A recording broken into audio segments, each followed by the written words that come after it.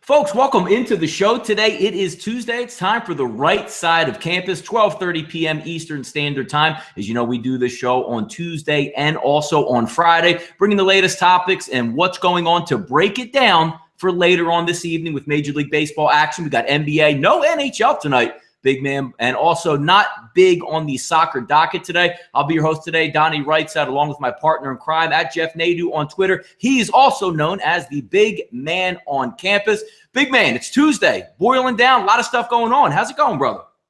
Doing well, Donnie, doing well. You know, I'm still wondering, and as I come into the Tuesday morning, I look back to last night, and I still maintain and wonder, and I want to call out all the people out there, including you, who mentioned to me you didn't find Kim Kardashian in that picture to be attractive.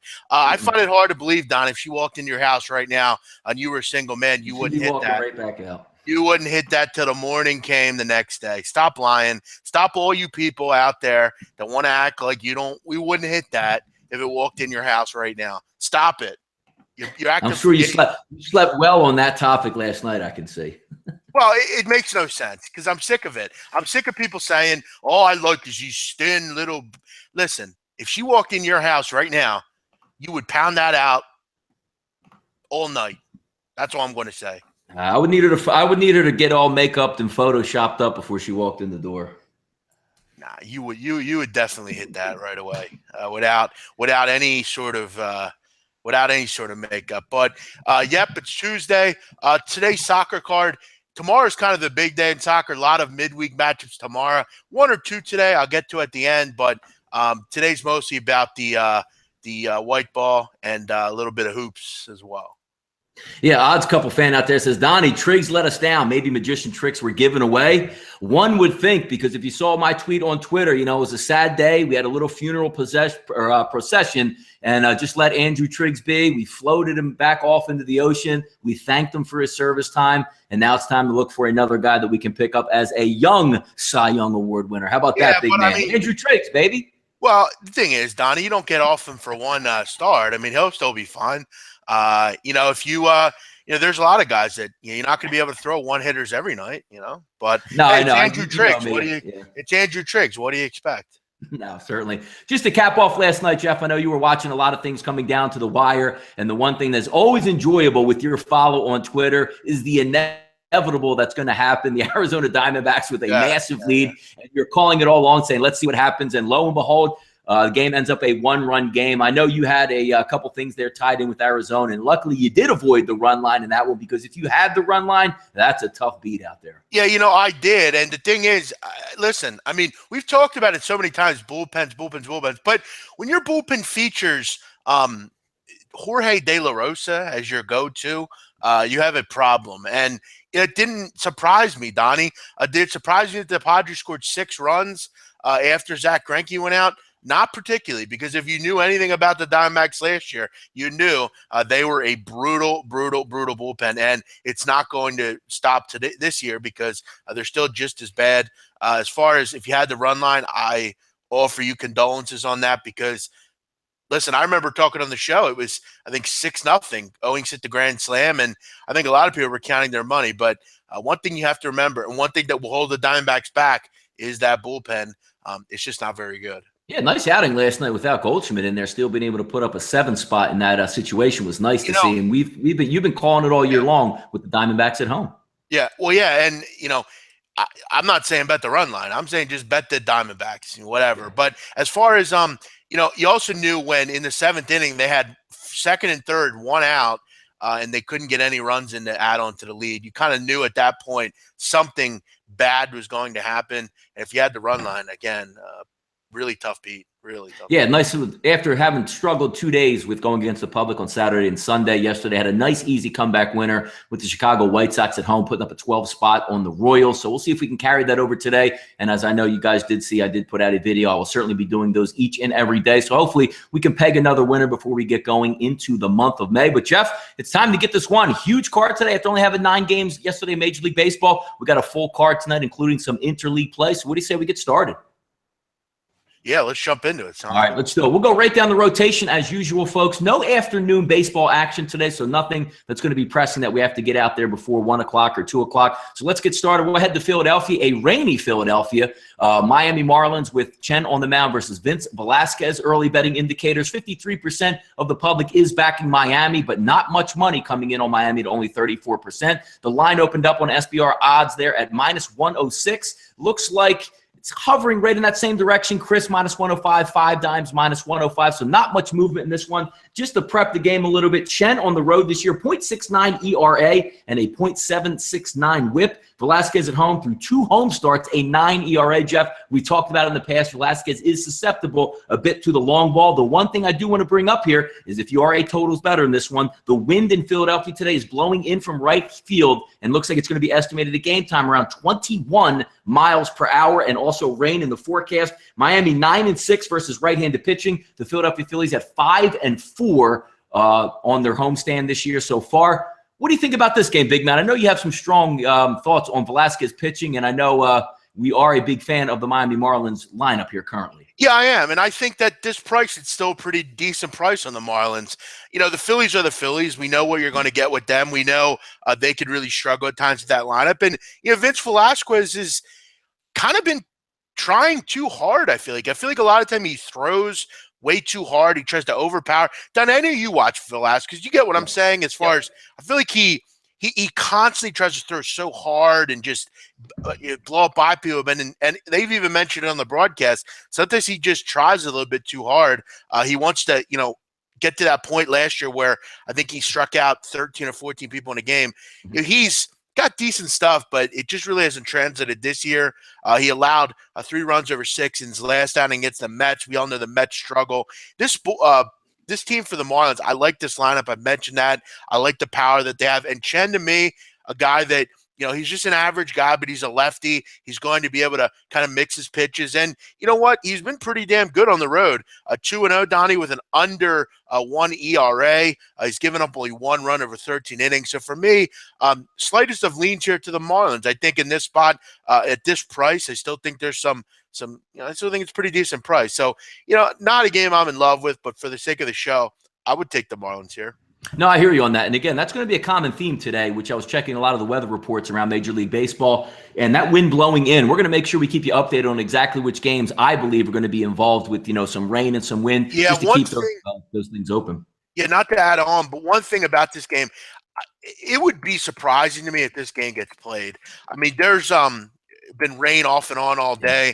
If you look down the shore, rain is ominous, really, and it looks like it's going to rain. I don't know if they'll get this game in. If they do, it might be delayed or something. Just might be a game you want to stay away from. There's not a clear love affair with this game for me.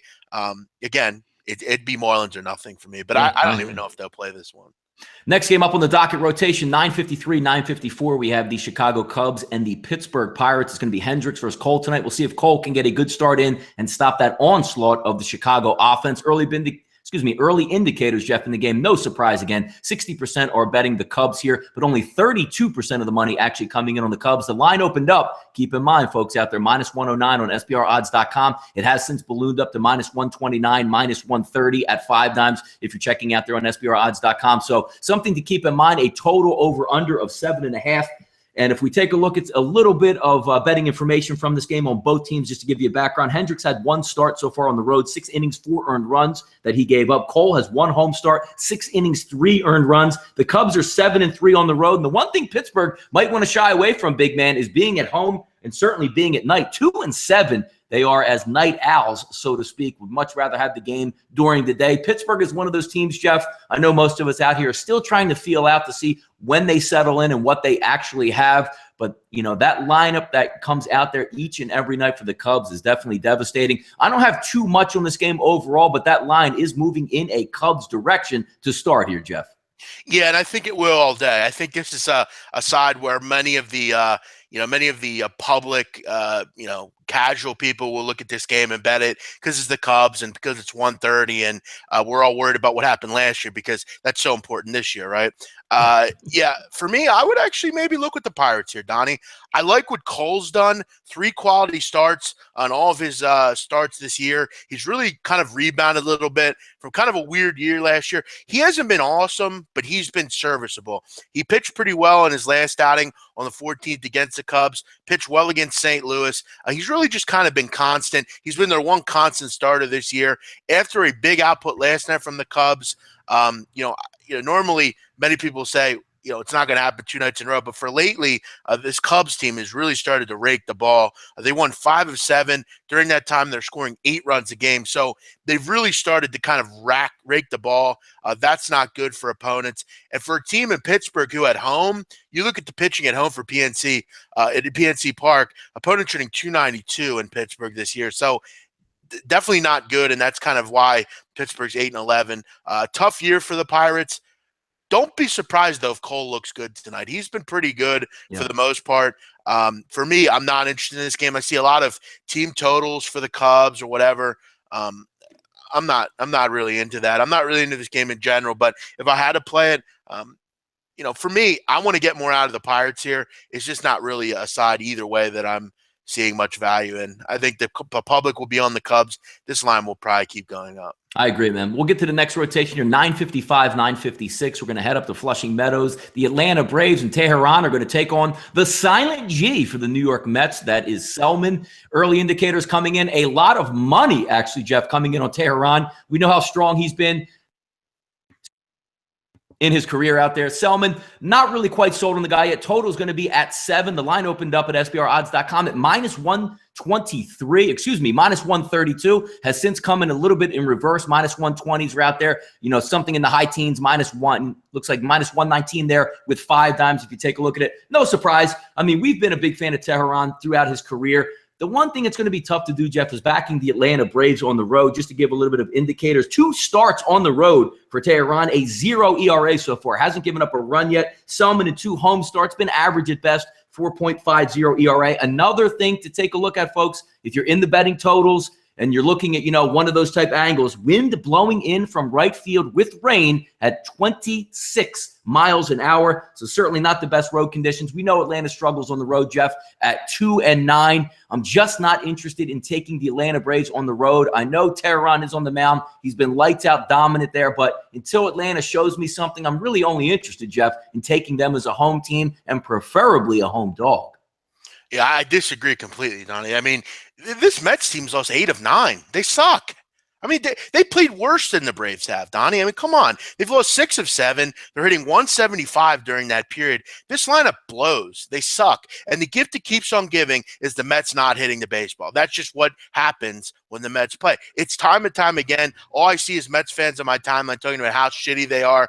Selman's pitching tonight, who I'm not a big fan of. When he pitches, I normally want to fade the Mets, especially in the spot they're in right now. They've been horrid lately. And Tehran, he's continued his stellar performance. He was an all-star last year. He's also looked this year to be an all-star so far. He's been fantastic. You mentioned has not given up a run on the road. Yeah. And he has great numbers, Donnie, in his career. 15 starts, a 1.89 ERA against the New York Mets. For me, I'm going to take a shot with Atlanta here. I think, again, you're not going to make a ton of money with Atlanta, but you're going to get some valued spots here with them on the road. I know they're not particularly good, but the Mets are even worse right now. For me, Selman is a fade, and I think the Braves have a little bit of value. Maybe you get a bit better of a price later in the day. But for me, I'm going to go with the Tehran and the Braves here because for me, those numbers for Tehran are fantastic on the road. Yeah, it looks like Tehran needs a bounce-back game. I believe it was Washington, I want to say, where he got absolutely shelled in that last game. So certainly a nice lineup to come back in. If you're looking at just betting indicators and forgetting about actually capping the game directly, Jeff, the indicators all prove for what you're saying to be right. 46% of the overall betting wagers are coming in on Atlanta, so they're in a minority there. And 93% of the money from what I'm showing up is coming in on Atlanta. Line opens up in that 132, goes back in reverse with reverse line movement to a -120. So, Jeff, looks like the pros are lining up to exactly what you're feeling as well, buddy. Yeah, I mean, again, I've talked time and time again when you're backing underdogs, you know, clearly the big thing about baseball is limiting juice, limiting laying numbers. Yeah. Again, you're not getting a ton of money back here in Atlanta, but you get a good pitcher as an underdog against a guy who in Selman you can't be a big fan of. He's a fourth to fifth start in the major leagues and a team that is just not hitting right now. I think it's a good spot here for the Braves.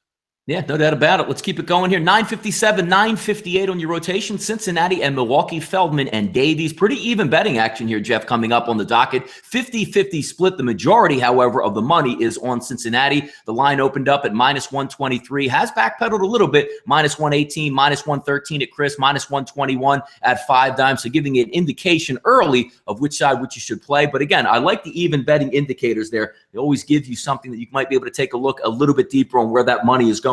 Feldman with 1 road start so far, Jeff, surprising, didn't give up a run, pitched 6 innings. Davies, 3 home starts, 9.21 ERA. So home is certainly not where the heart is there with Davies. Cincinnati 5-2 on the road, Jeff. Milwaukee, a disappointing 4-8 at home. 2 pitchers here, if you're looking, and again, no rain conditions, no wind conditions. It is a dome. One might look to the total, the over. It opened up at 9, has since been bet, right around that level, 9. I'm seeing some 8.5s out on the board. 2 really good offenses, 2 not so dominant pitchers. Maybe a total play is in order here, Jeff. Yeah, I would agree. I think a Reds team total over might be in the cards here. Yeah. Davies has been awful. I mean, he's been really, really bad. Going into that game, since that game against the Cardinals, you look at his numbers, 29 hits. He leads the majors, giving up 18 earned runs. I mean, he's been terrible. I mean, there's no other way around it. The Reds lineup, I mean, they do have some guys in that lineup that are good. I mean, Votto and, Jeanette and Barnhart. And there are guys in that lineup. Billy Hamilton, if he can get on base, he's a terror on the bases if he gets on. He is really impressive. We saw that on Sunday against the Cubs. But yeah, I would go probably with that. Davies has been bad. I will say, though, sidewise, it's a tough game. These teams have been kind of a coin flippy group for me. I've just not had decent reads on either side. Feel like whatever I bet, kind of the opposite happens. But I still think you're getting some pretty good value here with the 4 number on the Reds. I mean, 4 is a good number when you're betting team totals. They should be able to scratch some runs out against this Davies and that bullpen. Yeah, Cincinnati supposedly being a rebuilding team, both offensively and with the young pitching staff that they have, but surprisingly being able to rake early. We'll see if that continues. One would think it would continue tonight. That's a perfect type storm equation, Cincinnati, Milwaukee. You saw what they did last night. You could possibly see them doing pretty much the same thing here. Next game up, Jeff, on the docket, 9:59, 9:60. We're going to have Washington, Colorado. Gentleman making his first start this year in Marquez for Colorado. Ross is on the mound. 59% of the tickets coming in on Washington, obviously in anticipation as well as Bryce Harper back in the lineup. 83% of the money, Jeff, also coming in on Washington. Line opened up at -120, but here we go again. Line has been in reverse with Pinnacle -107, 5 dimes -108. That's one to keep your eye on here. Most people looking for a Washington bounce back. But I don't think everybody's caught up completely, Jeff, with what Colorado is doing right now. From a wind condition tonight, it's blowing in a little bit at 13 miles an hour, but in that thin air, it tends not to make that big of a difference. Colorado playing really good baseball to start. 13-5 Washington is versus right-handed pitching. But Colorado counters that, being 14-6 at home. Opening up the bats, playing good baseball. Colorado surprising people. And again, if you're looking just at betting indicators tonight, one would think Colorado might be the play here. Yeah, if you had the over in this game last night, you probably should have played the lottery after that. I mean, 1-0, I think, in the 6th inning. Game goes over 11, 8-4. Great, if you had that over, great beat for you. But yeah, German Marquez, he pitched last year a little bit for the Colorado Rockies. He throws hard. I mean, he can strike guys out, but he does pitch to contact. He gave up plenty of hits last year, 324 opponent batting average. Washington should be able to hit him. Joe Ross, kind of, he looks good at times. He looks poor at times. He has gotten some good support so far from this Nationals team. I really feel like maybe you poked the bear a little bit last night with some overs in Coors. That's going to start hitting at some point. We saw it last year. First 5 wasn't particularly effective. Second half, I mean, you saw a ton of runs. I don't really see any reason that these teams don't score more runs tonight. You look at both these teams, both top 10 in home runs hit per game. They both can hit the baseball, both really good lineups. Washington has kind of turned in a little bit, Donnie, so far to that Red Sox team last year. They kind of just put up 5 or 6 runs a game. That's what they do. Nats bullpen has been awful. You're going to get runs off them late in games. On the road, Donnie, an ERA of 6, the Nationals bullpen. Colorado, other than Greg Holland, not exactly a backable group either. And they've scored 6+ runs over the last 7 games. They're averaging 6+ runs, are the Rockies. So for me, I think a little bit of the bear was poke last night. You always know you're going to have an opportunity with the Nationals to score runs late. I think the over is probably something you continue to back here. Both these teams should be able to hit, and 2 pitchers are kind of not really backable. So I would go. Yeah, line opened up there at the total, Jeff. 11.5 has since been bet down to 11 in that situation. But you really can't get 2 better lineups in the National League, 1 through 8 than what Washington and certainly what Colorado puts out there. Talk about the resurgence of Zimmerman, finding the fountain of youth. Bryce Harper's on another planet. Daniel Murphy chiming in. I mean, they have a complete lineup. And then you flip it over to the Colorado Rockies, who are starting to mash again. This one has, overwritten all over it, but, we've seen that before. It's not, 7.5, 8, anything like that in the ballpark. You still got to get to 12 runs to hit that. But again, your point is correct there. Once you hit 7th, 8th, and 9th inning, it's what we call the Colorado Coors magic out there. Things tend to happen. 1 base hit in the gap and sends everybody, screaming for the aisles, circling the bases. So certainly, and we saw it again last night, 1-0, dead in the water, and all of a sudden comes out of nowhere. Home runs fly out of that ballpark. So certainly something to keep your eye on there. Yeah, and it was mostly because of that National bullpen. They are really bad. And it's funny, Dusty Baker, who, I've been critical at times of, but, I still think he's a pretty decent manager. He made a comment earlier in the year that, I think his strength is his bullpen. I mean, I'm not sure what he was looking at. Yeah, he did say that. He had Joe Blanton in the bullpen. I mean, come on, man. I mean, Blake Trinan. I mean, come on, man. But, yeah, I would go over in this game. These overs are going to start hitting at Coors, so I would look that way with this game. Arizona and San Diego next up on the docket, folks. 961, 962 on the rotation. Betting heavy in the favor early of the Arizona Diamondbacks at 71% of the tickets. Line opened up at -133. Has since climbed up with Chris at -41, 5 dimes, -40. Looks like Sportsbook.com -144. So certainly the money and also the tickets are lining up here with the Arizona Diamondbacks. No surprise. We've all expected San Diego to struggle a little bit, especially on the road. Not that much talent on that team. Overall payroll low. You're going to get what you get with that team. 1 through 8, you're going to get Goldschmidt probably back in the lineup tonight. So nothing right there really jumps off the page for me. Richards, 2.57 ERA on the road over a couple starts. Corbin, been very good, Jeff. 1.80 ERA in his first 2 home starts. San Diego 4-3 versus left-handed pitching, and we all get back to Arizona being 7-2 at home and raking the baseball. You're getting pretty decent money here if you're keeping that in the -130s here as a home favorite with Arizona, especially versus San Diego. If I'm going to be a betting man in this one, I would lean towards taking Arizona, possibly even Arizona over a first 5 in this one, maybe -0.5 of a run. I believe they will be up at the end of 5 innings, contemplating a full lineup here for the Arizona Diamondbacks, but not much on this game. But if I'm a betting man, I like where the line is actually going. You're getting a cheap number. Anything under 140, I think, is a decent home favorite here. So I would lean on Arizona in this ball club, just taking an early look there. Yeah, I mean, and we kind of build off Arizona. A $100 better has made $870 betting on the home team here, Diamondbacks at home. So been very profitable so far. You look at their numbers, 319 at home, Donnie, 7.5 runs a game, which is stupid good right now. And look, I mean, Corbin is a guy I'm not a big fan of backing, Donnie, due to the fact that this year so far, he's 1-3. He gets no run support for some reason. Yeah. He's only getting about 3 runs of support per game, which is very low right now. They're not winning games. He's not winning games. For whatever reason, they're not hitting when he pitches. Richard, a guy I hate betting against due to the fact he's just one of those guys that has a huge ground ball rate. The Diamondbacks have in the past been kind of notorious for hitting into double plays, and they don't really have a ton of speedsters on their team. So they're going to put the ball in play. A lot of the time will hit into double plays. They don't have, like I said, speedsters to get to first quickly. But I don't know. I mean, right now, I feel like people are kind of down after last night with the Diamondbacks and that bullpen. But the first 5 might be a smart play.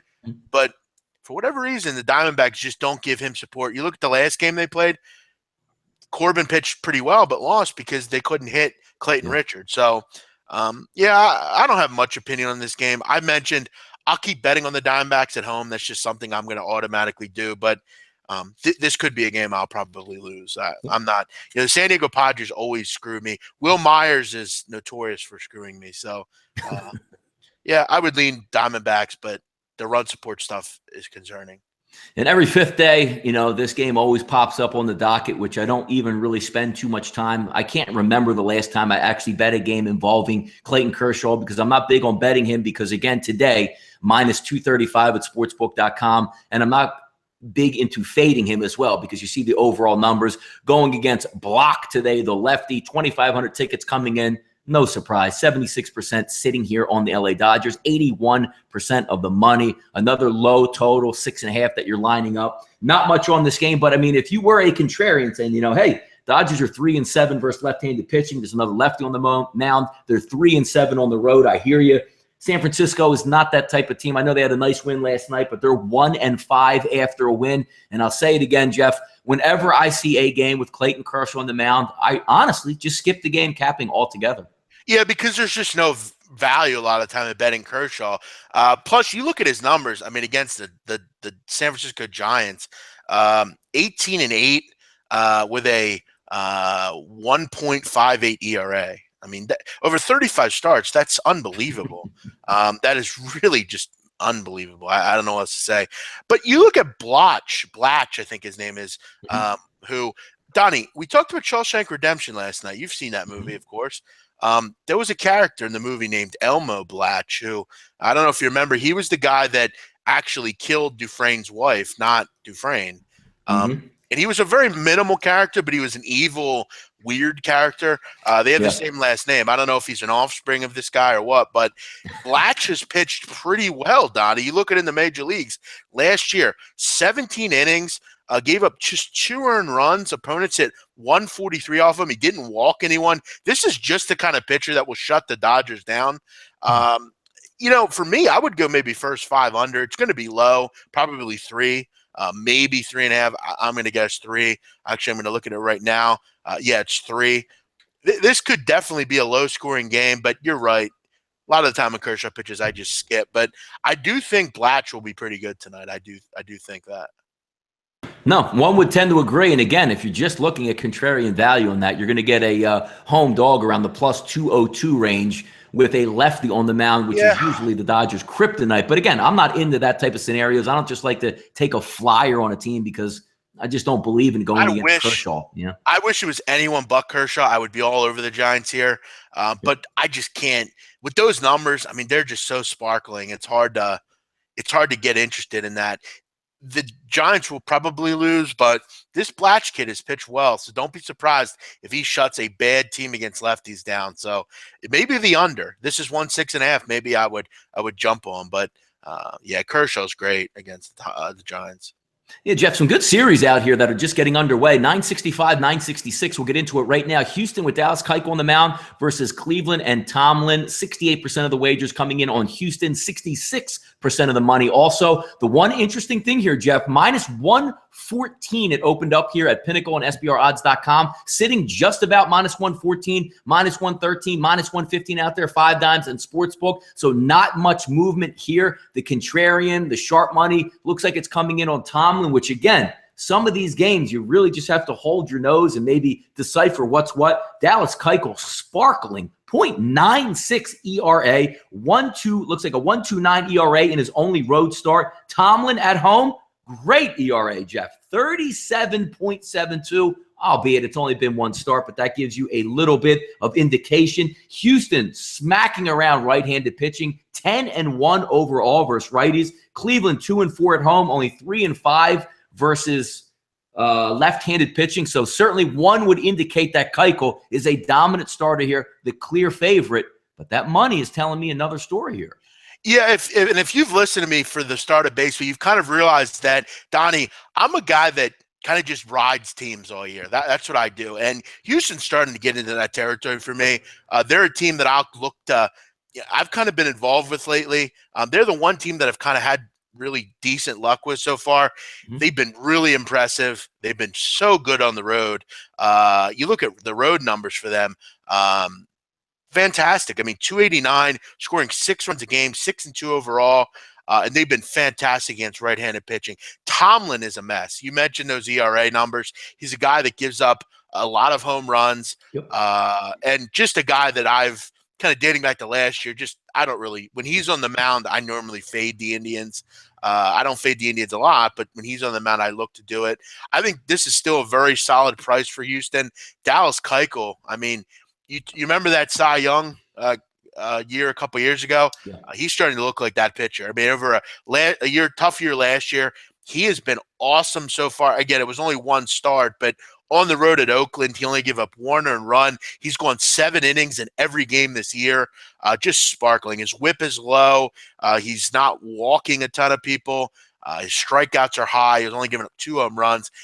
For me, Houston will begin to fall into the auto bet category for me, and I'll continue to do it tonight. Houston, a play for me. I like them. I know it's Cleveland, but Tomlin is a mess. I'll take it. Jeff, it's interesting in that one, a sneaky square play if you're in the first 5 betting, even with team totals.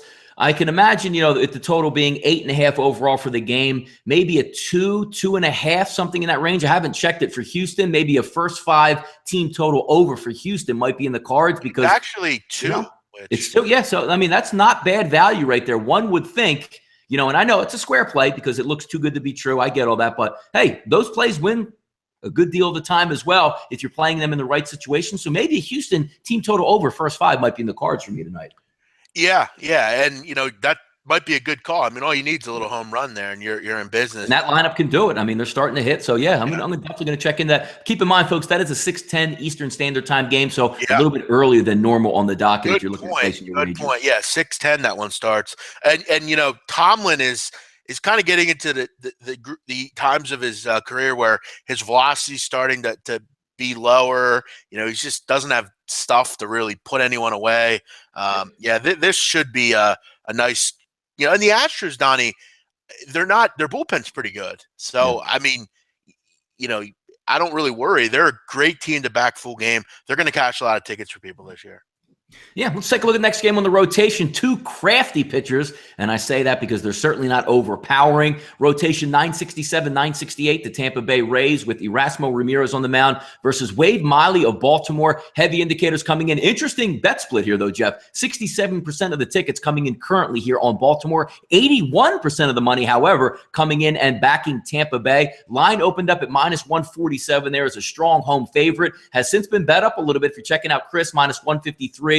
Sportsbook.com -152. So money actually moving in the opposite direction depending on which side you're looking at. Not much in the way, again, of strikeout pitchers. I did back at Erasmo Ramirez in his last start, was pretty solid, and I did pick up some cash there. Miley, 3 starts, Jeff, 1.89 ERA in his only home start, went 5 innings of shutout baseball, giving up only 1 hit. Another thing, though, if you're looking into totals in this one, we're on the East Coast, Jeff. This is pretty close here to Philadelphia. Rain is in the forecast, and the wind is blowing in from right field at 16 miles an hour. The one key ingredient, Jeff, I like to look at this game. You know me, I like to back Tampa Bay at home. They're only 1-7 on the road. And one of those teams, Jeff, you've been pounding into our head here is the Baltimore Orioles at home, 7-2, and pounding right-handed pitching to an 8-2 clip on the season. So good luck backing Erasmo Ramirez here on the road against that Baltimore team. However, it is a bit of a heavy favorite for me. I don't look to lay anything over 150. I don't care if it's a home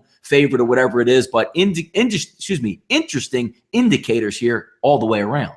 Yeah, Wade Miley has been very strong for Baltimore. And, if they can get nice outings for him kind of all year, that really adds a nice dimension to their group because, when they got him last year, I was kind of thinking like, well, that's the free agent pitcher you got, Wade Miley.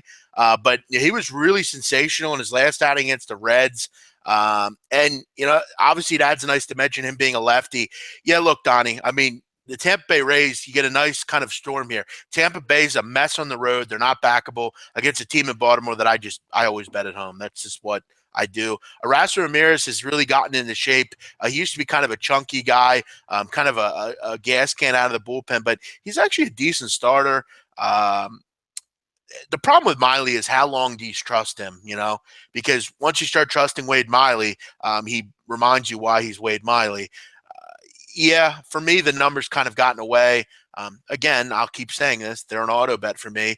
Baltimore, I'll probably throw them into a parlay with another team that I like as far as moneyline parlay.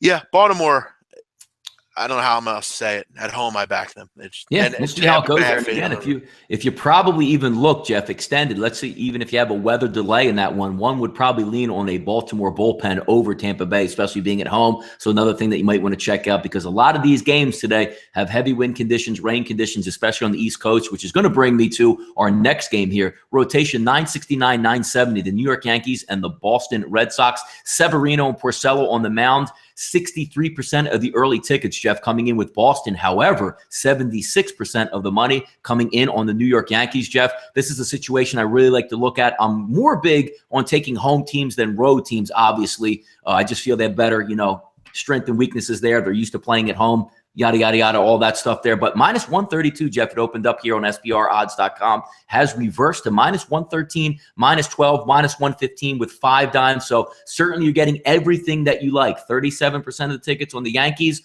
more money on the Yankees being at 76%. A line coming back into play there in reverse. And also a little bit of indicators in this game. The wind, again, it's the East Coast, blowing in at 19 miles per hour. Rain is expected in the forecast. Severino, not solid on the road. Only road start there, 7.20. Porcello, 9.29 in his 2 home starts as an ERA. Yankees 3-6 on the road. Boston 7-2 on the road. But if you're lining up indicators on what I like to look for in April, the Yankees, to me, would be a play here, Jeff. Listen, I'm going to not pretend that the weather conditions are optimal. They're not. It's going to be – this is like a period of rain type of game, wind, just kind of a messy night up in Boston. But obviously you have the rivalry here. But, look, I mean, it's a weird game. There's so many weird kind of little things. I mean, you look at Severino. Hasn't been great, but he struck out 21 batters in 2 games. You look at Boston, they strike out the least in the major league. So – definitely a decent matchup. They'll probably hit him pretty well. Porcello, I think, has had some issues as well. I kind of like the over here. I know the wind you mentioned, but I think over is kind of in the cards here. Porcello has not been good. Severino, I think they're going to hit pretty well also. I think this total is a little too low.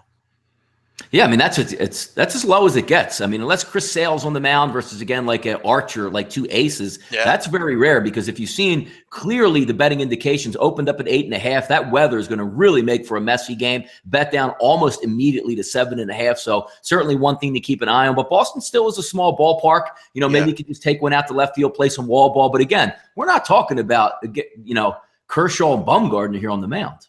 Yeah, and like I said, I mean, Severino kind of depends on strikeouts. I mean, he depends on, hitting corners and things like that and just kind of overpowering people. Boston doesn't strike out. They're not going to make it easy on him. And he's a guy that has struggled kind of in his career with the Yankees. At times he's looked really good. At times he's looked really bad, and he was sent down. So, yeah, this is a really tough game to gauge. I don't think there's really a clear side. I mean, the Yankees have been murdering the ball. Boston has been at home fantastic, 309 average, which is kind of what they do. This total I think is a little too conservative. I would go over 7.5. Yeah, I'm going to keep my eye on that game as we move on. Wait to see some of the weather conditions as they play out throughout the day. Get some starting lineups in there to see. But I do like the indicators from what I'm reading into. I'm certainly going to be checking as the day goes on. Next game up. Yeah, go ahead. There are 3 or 4 games here that are really up in the air. I mean, you got to remember, don't be the guy that puts a game in and your pitcher lasts 2 innings because they call the game. It would be best for anyone to kind of avoid these games, maybe look elsewhere. But if you feel you have a side, go with it. But Baltimore, Philly, Boston, they're all going to have rain problems. All going to have rain, not optimal conditions, a lot of wind, just cooler weather. So certainly one to keep an eye on, especially if you're looking to rain based on the starting pitching matchup. Definitely damp and kind of raw out. I think it's only like 55 degrees. I haven't been outside yet, but no, it's pretty chilly and damp. No question about that. Next game up on the docket, Jeff, 971, 972. King Felix is toting the mount here in Detroit versus Jordan Zimmerman. 56% of the tickets early, Jeff, coming in with King Felix. 69% of the money also. We've had good line movement also. If you check that SBRodds.com, Pinnacle opened up minus 107, has been bet up to minus 130, and also minus 134, it looks like, at sportsbook.com. So early indicators moving in Seattle's direction here. One, over the past couple years, I've always looked at King Felix as a decent spot to fade in certain situations, especially on the road, because of how dominant he was in the past. He's a big name type of pitcher, but right now with Detroit, you don't really know what you're going to get. King Felix in his 2 road starts has been pedestrian. ERA a little bit over 4. Jordan Zimmerman, 2 home starts. Not even as good as King Felix, a 5 ERA. But Seattle, it always comes back to bite him, it seems, right now, Jeff. I know they picked up a win the other day, 2-9 on the road. At least Detroit plays decent ball at home to a 5-2 clip. I don't have too much in this one. I'm certainly not feeling on betting King Felix on the road or Seattle on the road until they can wake up at the plate. One key ingredient in this one is Gene Segura might be coming back there for Seattle tonight, being activated off the DL. We'll see how that plays into it. And again, Miggy's still going to be out, a key cog in that lineup for Detroit. So it's a little bit of factors that you might want to take a look at here. Yeah, I mean, this is a ridiculous line. I mean, for a team that's 2-9 on the road, this is not like 2006 King Felix. I mean, or 2008 King Felix. This isn't that guy. Yeah. Yeah, I mean, for me, I would look to go with the Tigers here. I mean, the Seattle team is hitting 205 on the road. I think this might be a sneaky underplay, but you're really towing the the end of the plank with this one, with these gas can bullpens have total issues. Yeah, I don't have much on it, but I will say this is a ridiculous line. Yeah, no, it's King Felix on the road there being a heavy favorite. Again, Seattle not winning much. I tend to agree. Next game up, Jeff, here on the rotation, 973, 974. We'll go Minnesota and Texas down at Globe Life. That's Santana versus Cashner today. 56% of the tickets coming in and 81% of the money coming in here, Jeff, on Texas. That Minnesota early burst in the season seems to have faded a bit. Line opened up here, however, Jeff, at minus 105, and looks like it's sticking in that same direction. So you have some tickets coming in on Minnesota and not a lot of money, but not too much line movement in this one. If we take a look at a few key indicators here, check out Santana, Jeff, through 4 games, 0.64 ERA going versus Cashner, who's been equally as good if it wasn't going against somebody with a ridiculous ERA at 2.38. Minnesota 4-8 versus right-handed pitching. 7-9 Texas is versus right-handed pitching. Wind again a factor, even though it's out on the East Coast. Blowing in from right, Jeff, at 21 miles an hour to start here. So an interesting matchup. Santana getting a little bit of respect here, not from the betting public, but looks like from the sharp backers here. Yeah, I'm a big Irvin Santana guy. I like him. I liked him back when he was with Atlanta for extended the Angels.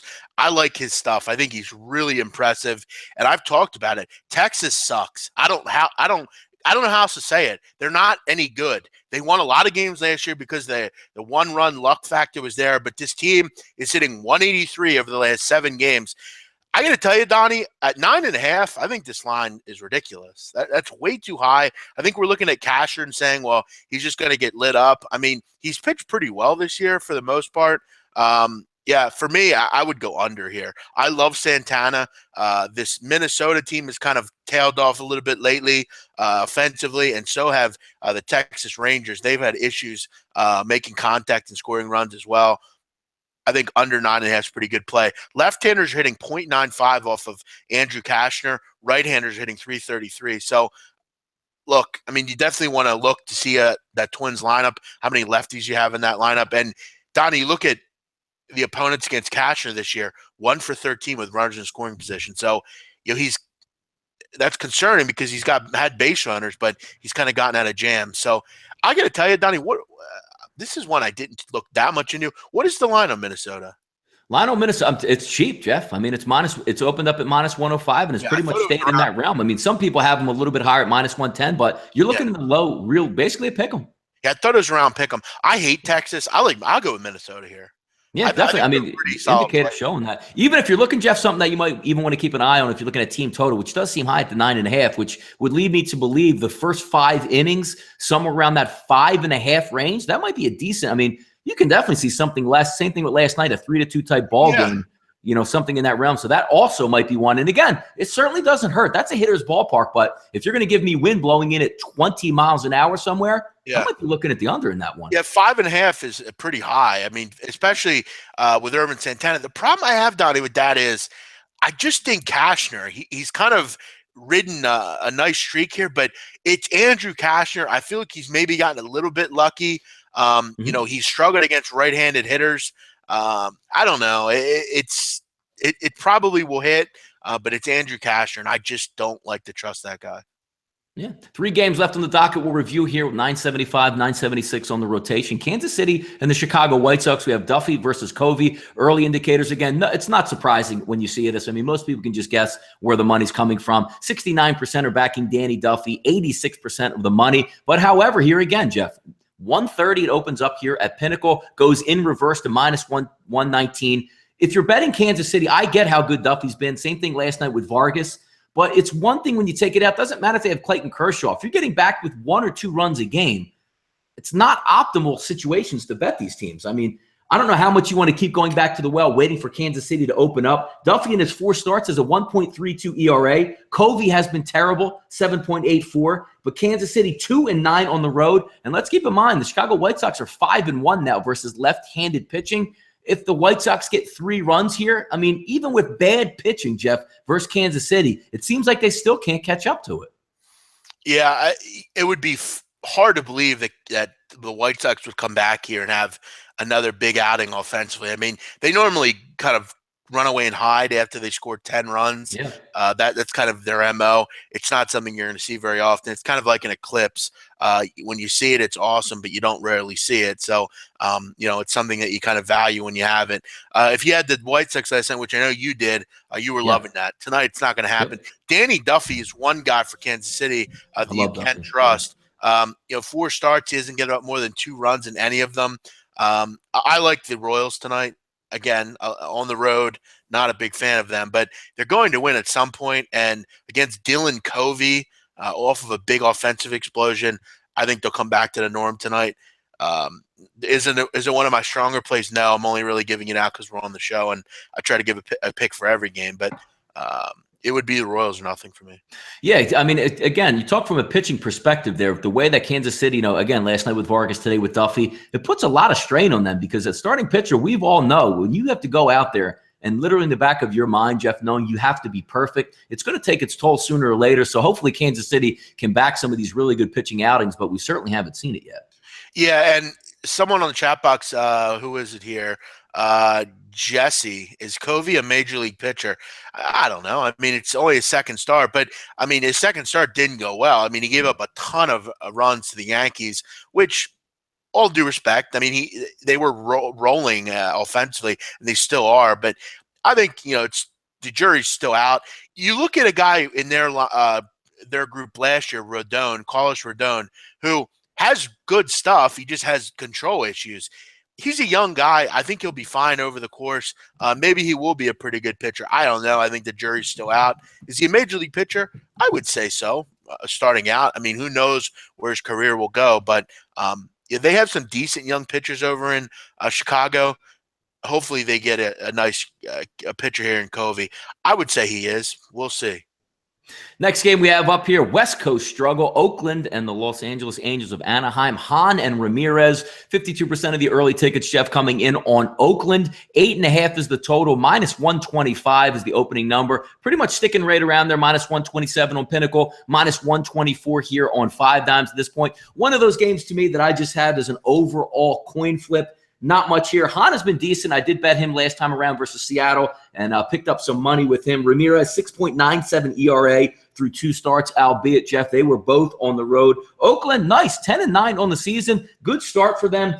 Angels at 9-12. I don't see too much of a difference here which way to lean one way or another. I like to back Oakland at home, so I'm not really too interested in them being on the road, but they are a dog here, getting about plus 115 depending where you shop around. Not much from me on this end. 2 pitchers that can go either way from here, big man. I actually think Oakland's a pretty good play tonight. I think they're one of the better plays on the board. I don't really understand why Ramirez is a favorite of this number. I mean, this guy's been terrible. I mean, he's given up 8 runs in 10 and a third innings. Oakland Donnie has won 5 of 6.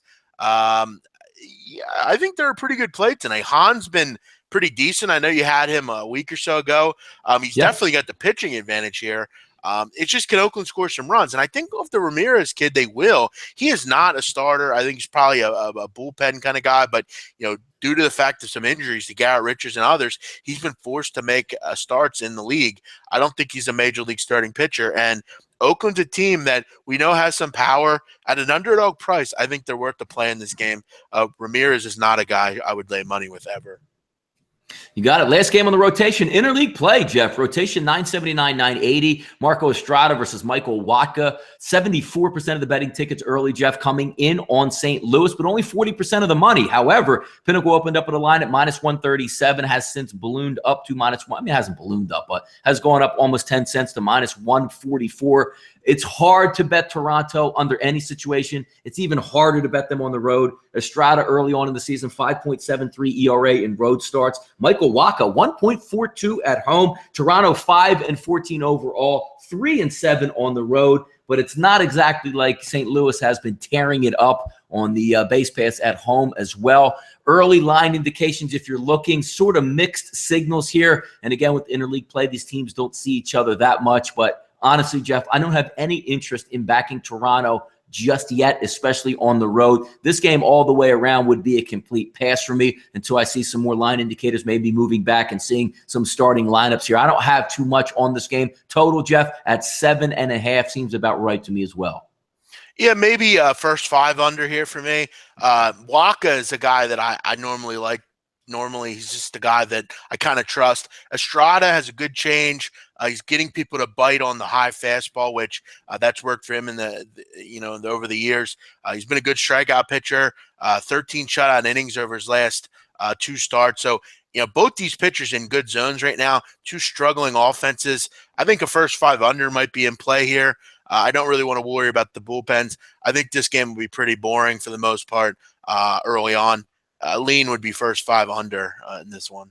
Gotcha. That'll wrap up the baseball card today. If you follow me or Jeff on Twitter, we're always looking to help you out in that. I'm going to put out a video a little bit later today to see if we can pick up some more money. 19-9 on Twitter this month, handing out the free play access. So we'll hopefully got another week to go, build that even more there. But I don't have an exact play that I like. You do know that I'm looking at the New York Yankees right now. We'll see how they might not even get that game in or even start that game. So a lot of things to decipher throughout that card. But if we can find some value for you out there today, I'll certainly put it out there and hopefully we can win some money. Jeff, if you're looking at the Major League Baseball card for yourself, anything that you want to leave them with right now that you're probably leaning in that direction at this point? Yeah, I'm going to look at Houston, the Astros with Keuchel. I like Oakland a little bit against Ramirez, and I like the Braves. I'll dirty it up a little bit, but yeah, those would be ones that I'm kind of looking at. Especially Braves early on. First 5 might be a really nice play. Actually, that would be the play. First 5 with the Braves. The other one's full games. I think the Braves, at least for first 5, you have that push option where if it's tied, you just get your money back. It's kind of like a draw no bet in soccer. So those would be 3 that I'm looking at. As far as Donnie, before we get into the NBA, yeah, I'm just going to quickly go through a couple of the games today in soccer. Not a ton.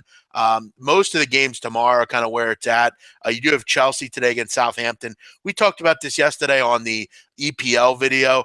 Chelsea is obviously in a situation where if they can continue to win games, they're going to win the Premier League title. Southampton has struggled lately off of a really poor performance against Man City. The Saints have had a tough year.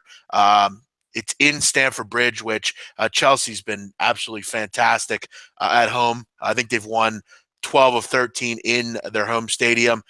Laying the 1 goal is probably a good play here. Concern I have, it's a 2-1 game, but I think if you throw Chelsea in a parlay, I think it's a really good bet. Couple of the other ones, Donnie, quickly here. Bundesliga, you have 1 game today, but it's more of a derby kind of game. I don't have much on it. French Ligue A, you have the Coupe de France, which is kind of a little tournament. You got Angers against Guingamp, nothing on that. Spanish La Liga, you have kind of the day today where it's all the crap teams except for Villarreal and Atletico Madrid, who, if you listened to the show yesterday, I like the under 2.5 in this game. I think this will probably be the one play I probably play today with Chelsea. I just think, Donnie, both these teams, two best defensive teams in La Liga, they don't give up a ton of goals. Atletico Madrid has kept a clean sheet in 8 of 11 games, only giving up 4 goals in that 11-game period. Villarreal is a very good defensive team as well. This should be a 1-0, 1-1 type of game. If it's 2-1, I'd be very surprised. So for me, I would go under 2.5 in Atletico Madrid and Villarreal. I will say this, though. There's not anything I'm in love with in soccer today. Definitely kind of a card where you kind of just watch it. Chelsea Southampton will be good. And I'd maybe throw it in a parlay. But other than that, I'm not really in love with the soccer card today. By the way, Jeff, on the chat box, we meet and talk to a lot of interesting people out there, a lot of, side stories. We have them all over the map. Looks like Kyle says he works for the grounds crew at Comerica Park there in Detroit. How about that? Cool. Yeah, I've never met anyone that worked at a stadium, which that's a pretty cool job. I mean, it's a tough job for sure, but you definitely kind of are around a lot of cool people, and you see a lot of things. I will address something here. I've seen someone, I need something to bet on till soccer. Is there a rugby or cricket game I can bet on? Dude, Head to the casino. Yeah, you gotta kind of take a little bit of a break, bro. I think when you're getting into that territory, you're kind of displaying some degenerate tendencies. I want to help you, Vitalis. You're a good guy. You kind of want to know. Sometimes you got to just take some time, man. Don't get in over your head. What do you think about AP going to the Saints? I think it's something they need. I mean, they've. When was the last time other than Deuce McAllister? When was the last time they've had a feature back? Yeah, it's going to be interesting because it's sort of, I don't want to say the same type of runner, but I guess you have Ingram and also AP. Does that take you now out of, I know they were looking at like a Christian McCaffrey maybe in their position, maybe take them out of the running for that too? Yeah, and from what I heard, obviously he'll be getting paid more than Ingram, and Ingram's one of those guys I feel like that will take that to heart or something. I will point this out, guys. Tonight, 10 o'clock Eastern, we will obviously recap everything that happened in the major leagues and the NBA. But we're also going to start our NFL draft preview. We're going to go through our first, basically a little mock draft, Donnie. First 15, and then we'll do the next, the last 15 or 17 on Wednesday. So I'm excited to talk about the NFL draft. I definitely play draft props, Donnie. I don't know about you, but I feel like if you put the time in and study like anything, you can make a lot of money in draft props. There are definitely bets that I think are bets that are really, you don't have any locks in this business, but if you do some work, you really have some nice value in these props. Look, you're going to have to lay some money, but sometimes when you lay money, it could be the easiest bet. There's a reason people lay big numbers. Sharps lay big numbers because a lot of the time they're the most profitable. Yeah, when the odds are in your favor, as the old adage goes in any business, you got to spend money to make money. Jeff, let's get, before we get out of here, to the NBA card, which I know a lot of people on the chat box are inquiring about. Some good games tonight. Again, I'm not an NBA capper, but I do enjoy the playoffs because it's the best of the best. And as they say, the best athletes in the world going head-to-head. I'm really interested, Jeff. I hope you have some topics that you can speak to the people out there. With Oklahoma City and the Houston Rockets, opens up at -7.5, has been bet down. It looks like across the board at -7, so a strong number there. Looking at the Houston Rockets to close out the Oklahoma City Thunder. That game gets underway at 8 p.m. Eastern Standard Time. Jeff, give us some tidbits on this because I'm really interested in this game. Yeah, I mean, obviously Houston can close it out here at home. I think they will. Do I want to lay 7 points? No, because I think Oklahoma City, they'll be clearly desperate at this point. We know Russell Westbrook. He's kind of like a rabid dog that doesn't have food. He's not someone I want to get involved with. He will give it his all here, clearly.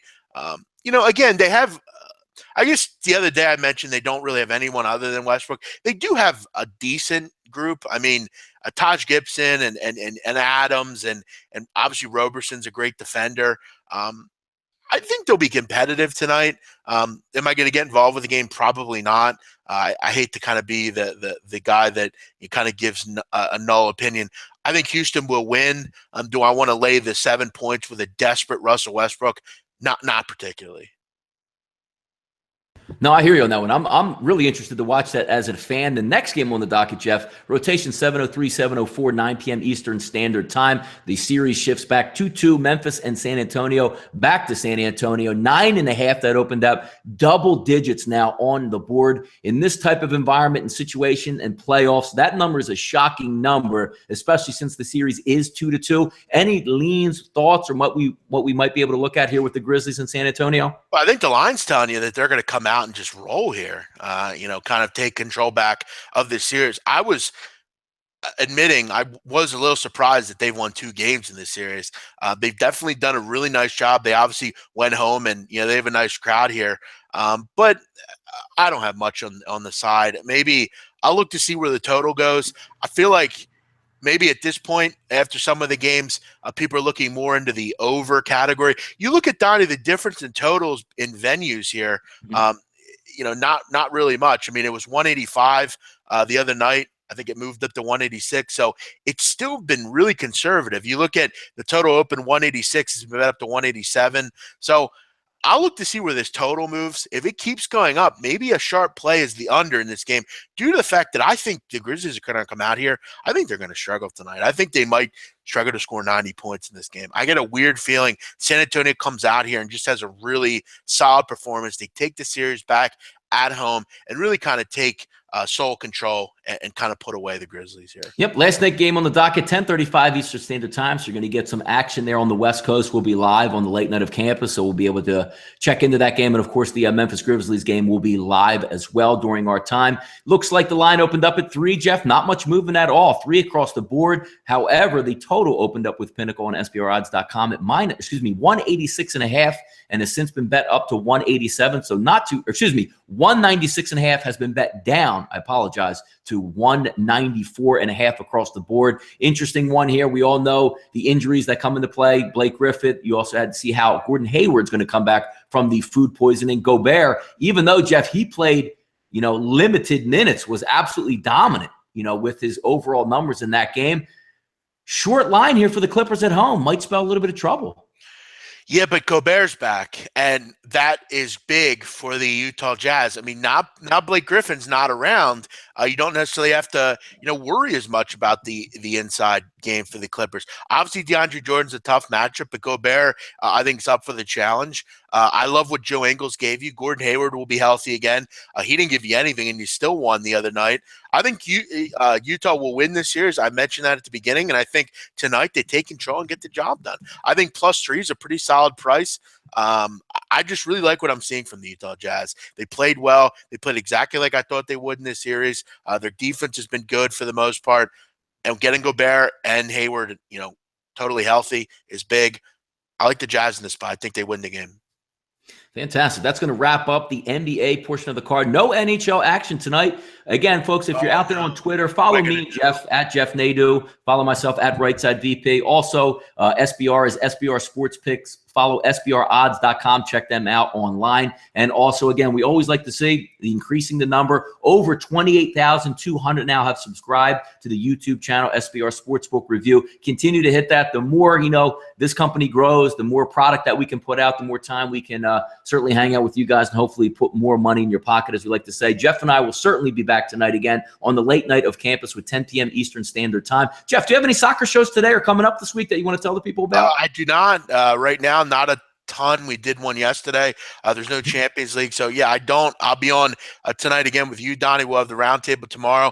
Tonight, though, like I said, we will talk about the NFL draft, which will be fun. As far as I see some questions here. Listen, I sit at home all day and watch sports. I could care less about what people say about me on the internet. I'm really starting to kind of pull away from that stuff, Donnie. I know you do that. You're not someone that worries about that. No. I don't mind. Let people talk. As long as you don't involve my family, I don't care what you do. You could call me this, call me that. I just try to come on here every day and provide great information for people. And if you want to bother me about that, that's just fine. But don't involve my family. My family has nothing to do with what I do. They're proud of who I am, and I'm proud of who they are. This is a great avenue. I love SBR. I appreciate – I want to say this, Donnie, because we don't say this much. SBR has done a lot for me in my short career. I know they've helped you as well. It's a great avenue for me to get out my opinion on things. And I love the banter back and forth with people. We have 28,000 subscribers, which is great. A lot of people are really, really supportive of us. And for me, that's all I really care about. I could care less about anything else. I appreciate you, man. You help me every day. We have a nice chemistry, and Thanks, buddy. it's been real fun. So, we just try to give good information, and that's all I really, really care about. Nah, well said, Jeff. And that's going to wrap it up today for the right side of campus. Again, we have a lot more shows coming up there, the draft to talk about. It's going to be some certainly interesting stuff. Check me out on Twitter at RightSideVP. I'll put a play out as long as we can find some value later in the day. I know Jeff does that all the time. So tail us on that if you want. Hopefully we give you good advice on that. But that's going to wrap it up today, folks. We'll be back on tonight with the Late Night on Campus. Join us then. Take care. See ya.